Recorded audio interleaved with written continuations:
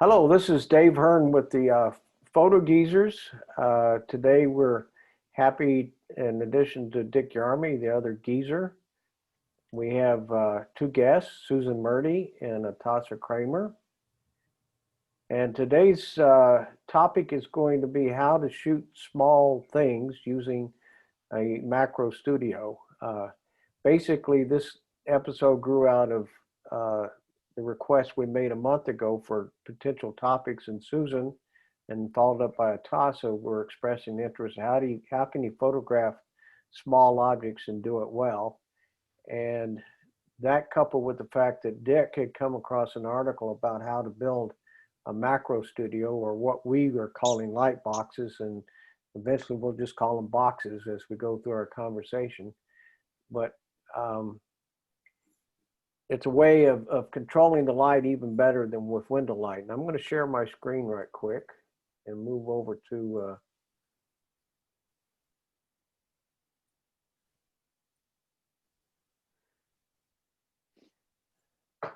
the article that Dick forwarded. This is actually a picture from it that I pulled off of it. The idea is basically you take a simple cardboard box, you cut some holes into it, you put some translucent material on it, and then you can transmit light through it and control the light, and have a much finer control over what's going on when you light your object up. You'll notice here they've cut the bottom off of this box. The boxes we built, we didn't cut the bottom out, but other than that, it's pretty much as simple as that, and you can do it with just material you have hanging around the house. I built my box that I gave Susan from one of the packing boxes when we moved here.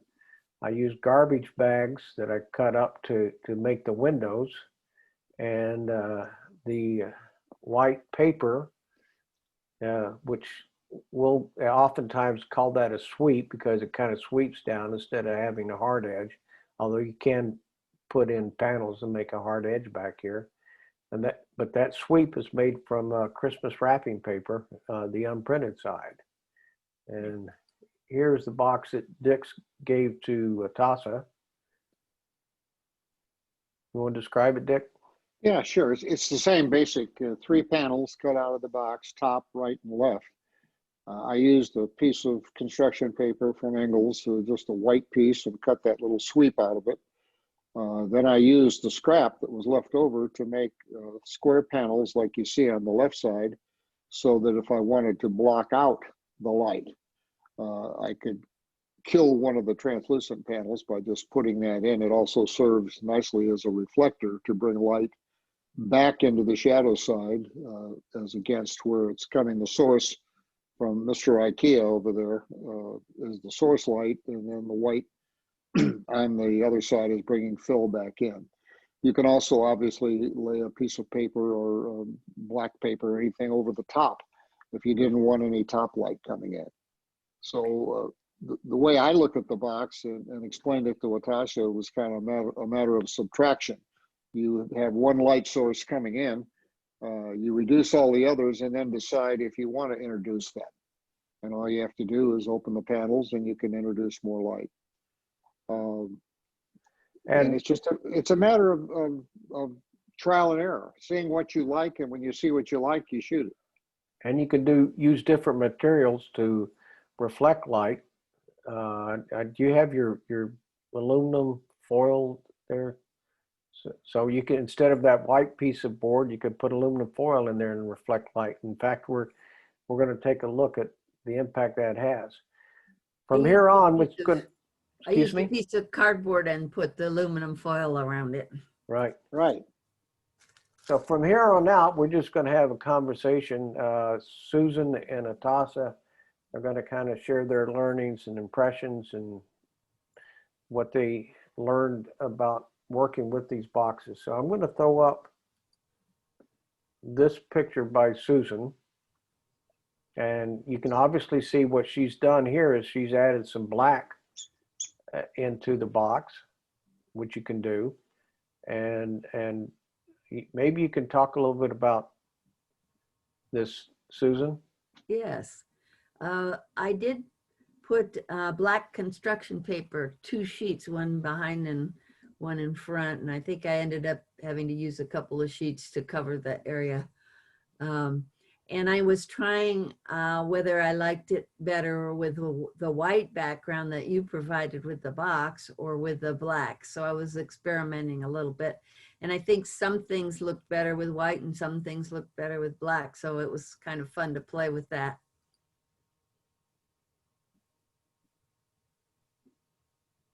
So here we have on the right, I've put 2 pictures side by side. As you can see here on the right side of your screen is just a lamp that's actually on the left side of the basket. And then Susan added to the right side over here on this example, a white reflector. And as you can see, not a lot of difference in terms of how much backfill that you got. But if we go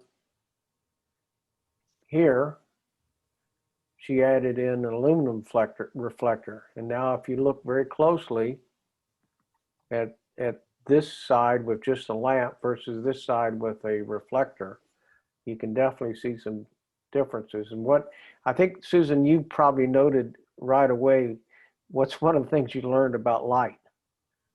Well, I have to say, when I first looked at these, I couldn't see the difference.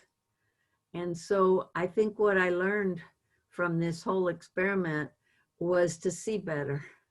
And I think I see a lot more of what the light is doing than I did before.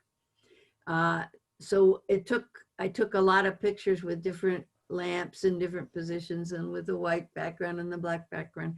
And I gradually began to see how different you could really see the object depending on how the light was reflected and how the light came through.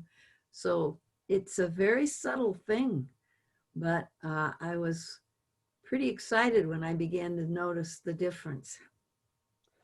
I think one of the interesting things that you start to notice, at least I did, was that when you change the reflection, when you put more or less fill in, it doesn't change your exposure. The highlight is going to be what it is. And everything you're doing is in relation to that. And I don't think, years ago, I never caught on to that. I always thought, well, it's going to change everything. Well, it doesn't. Whatever the main source coming in, that is your exposure. And then you're just changing the contrast level. So like here's with the white reflector, and if you look on this side versus what Dick was saying, the exposure here is pretty much the same. But then with the aluminum reflector, now you've just picked up the light on the other side. For example, along the band at the top of the basket, you can see a lot clearer. Yeah. And then she went and added lights on both sides. And so you can see the difference between having a lamp to the left with aluminum reflecting light back, and then adding a whole lamp to the other side. And now we've brightened the right side up even more. So, and what you lose when you have the same amount of light coming from each side is you start to lose some of the modeling. You know, some of the definition of shape. If you look at where you have the aluminum reflector on the right side of the screen, you'll see more detail in the shadow because there are shadows carving out those pieces of weaving, which you start to lose when you have the same light coming from both sides. And then, of course, the other choice you have is to illuminate from the top side. So in this case, she's taken a basket and she's put light on the top window. The way I did that was I have a overhead light in my dining room. So I had the box on the table under the overhead light. And then that way and there's a clear screen at the top of the box too. So that's how that light came in. And then to show what you can do with a white background, this is another Susan picture where she, instead of having black, we now have white. So there's a lot of versatility in backgrounds and the direction from which light comes.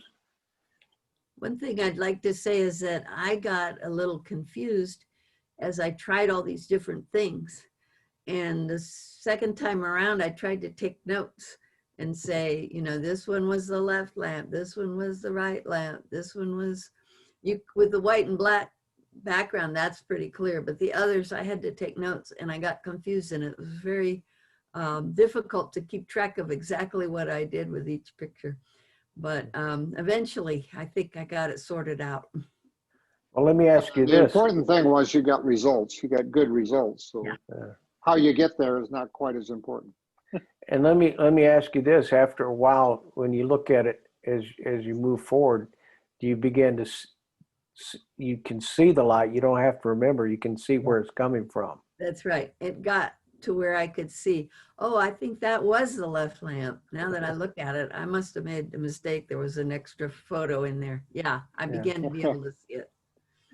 In which case, we have, this is Atossa's picture, and we have a situation where we had, Atossa, you remember how you had this set up at all?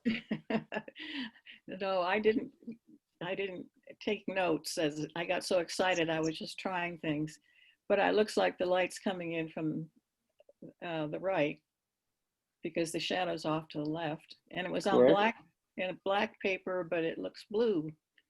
And I don't know why that is. So I just turned lights on and off. I didn't block off windows. So you may have had some reflection coming back from the left, though. You obviously had reflection coming back. Right. Because you, even though you have this shadow indicating the light's coming from the right, if you look at these highlights, there's probably that other window was reflecting some light back. Right. So I've already learned a lot just listening to what Dick and Susan have said about that reflective light. I hadn't thought about that. But yeah, that's a little carving from the John C. Campbell Folk School, I think, many years old. And I like the eyes. You got the eyes on the owl. Yeah, yeah. So she's been with me a long time. And we don't want to go down a technical rat hole, but it's not unusual for black to end up blue, right. Especially when you're shooting with RG with red, yellow, green, or red, blue, green sensors. So yeah. So here's another one where I think, what would you guess direction when the light was on this one? This is Atossa's. I think it was, yeah, I think it was on the left. Right, correct. And I was mostly just looking at the object, the bird, to see. I wasn't considering right or left, just that everything showed. I like the shadows on the bird, so it was pretty much just moving things around until I liked how it looked.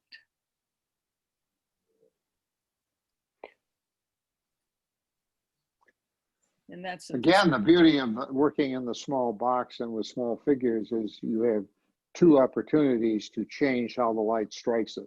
Yeah, you that's can right. rotate the figure within the box, and you can rotate the box to feather it away or closer to the light source.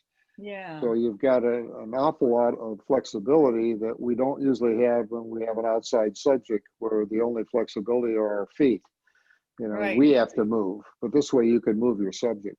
You can move the subject, and there's no wind, and everything is stable. It's very exciting. This was just, for both of us, I think, the first experiment with using this. So I've learned a lot. It's Well, fun. your results are so good. I mean, you got a lot out of it. Many good pictures of the objects you wanted to photograph. Yeah. So it's, yeah, fun. Do it. I think one thing I'd like to mention, and it's obvious, you don't have to worry about the stuff that's in the background. You've got That's- total control over your picture, and Yeah. you don't have to go around moving things around. That's Just put it right. in the box. Doesn't talk back. Yeah. This kind of strange looking thing, I realized what I did. It was standing flat up, but then I noticed the light was really bringing out the wood grain, and then I got more of a close up, and then the print wouldn't fit on the size of the paper. So in the post processing, I moved, I made it tilt over so that it would fit, so it looks kind of ethereal, but it was sitting flat. So I just love that wood grain on that, And the detail in the petals. and the detail on the petals. Right, I Yeah, like very all of it. nice. It just looks like it's sort of hanging out in the anyway. And light from the left, probably. I think so. I really was sometimes I had both on, so I'd say left and top, it looks like to me, because of the very bottom shadow in the bottom right-hand bottom corner. shadow, yeah. Seems to be going in that direction. There are actually two shadows, one harder than the others. So I think you're getting light through two windows. Right. Yeah. So yeah, when I didn't have a lamp, I didn't cover up any of the, like the top, I didn't cover it up. So of course there was some light coming in from there. I think it works well in this photograph. I don't think it's an error. I think it works well. Right. No, I think it's nice not to think about errors. Do it. Well, of course, Double shadows can be distracting, but if they're light like those two are, where they really just kind of meld together into one shadow, it's fine. If they were both hard shadows with white in between them, you'd have to probably crop it out because it would be a little distracting. It would attract the eye more than your picture. This is more like a vignette, isn't it? It is. Yeah. Okay, this is a candle holder, which actually, I'm just going to hold this up. It's totally round, and I hadn't put two and two together. So this looks so flat, the first one. And why does it do that? Tell me those words. Why does a round thing look flat? Well, I think there's two reasons, and Dave, you correct me if I'm wrong. It's perspective and flat lighting. You know, your perspective is you're right on the middle of the center of it, pointing right at it with your lens extended out a little bit, so you've created two concentric circles. Yeah. Whereas by being slightly up and down on the object and with light only coming from one side, on your other picture, you have you've painted it into the round shape that it is. Right. Both by correcting both of those two things to change the complete look of it. Yeah. See, I didn't know how I did that, but that's good. Dave, did I? No, that's yeah. I mean, if you look at the one that's on the right side of the screen, it clearly shows it to be more of a sphere. Yeah. Anybody who's ever taken an art class, one that knows that one of the first things they have you do is draw a circle and then shade it to make it look like a sphere. And you do that by shading, and in photography you do it with the light and the way it casts the shadows. Yeah, I kind of remember that now. So and the other thing is Dick pointed out yesterday, if you look at the you don't see much detail in the left side because the light is so flat. Here where you've got the light raking across, suddenly all that nice little detail starts popping out. Yeah, yeah, it's really intricate. It's a nice, yeah. And there is a votive candle inside, right, Atossa? Yes, there's a votive You candle. have one more source of light. Yeah. Well, and the dimension that the inside being illuminated gives you, when it's lightly illuminated like it is on the right, again, there's some depth. You're looking through the structure into its innards, Again, everything is very three-dimensional on the picture on the right. On the right, yeah, it is. Yeah. Yeah. And yeah, and that one was, I'm sure, was taken from the top. It was hard to do things from the top because I had to hold the lamp up. But I like the shadow pattern particularly. I like, Well, the shadow pattern, and also you've completely changed the color of the object. yeah, Right, exactly. By exposing for the inside, the votive candle, now suddenly there is no light on the soapstone, and it's gone to a dark, dark gray, which plays nicely with the shadows of the white background. Right. So how you've clever. changed, it's as if it's a different piece of sculpture, which I think is kind of interesting. Yeah, it is kind of interesting. So so it's very fun. I took a lot more. I just picked these out, but it's just fun to try all sorts of different things, yes. and probably good to take a few notes. Maybe I'll do that. So I like what's Idea the of big, being able to start to see it, and then you don't need the Right. notes. So I think that's even better. Yeah, that's actually how I usually approach all my pictures, actually. Yeah. And my Right. suggestion would always be to start with one panel. Uh-huh. And Block off everything but one until you get the shape that you like, and then start revealing other sources to hone that shape Yeah. to make a better communication of what you're trying to do. But Right. if you start with one, you don't have to take as many notes because you know where you started. Yeah. No, and I didn't think of covering up the other ones. So that's a good suggestion. I think the real beauty of this is you can take a very simple concept of the box, Yeah. and from there you've got a lot of different options in terms of how you start lighting and shooting your object. And I think one of the things that Susan said, which is always a problem, when if you're shooting on your kitchen table with window light or whatever, suddenly you look and you say, there's a salt shaker or that you Yeah. left on the table, or how do you get rid of everything and get right down to your object? Yeah. Yes, it's a very easy way to do that.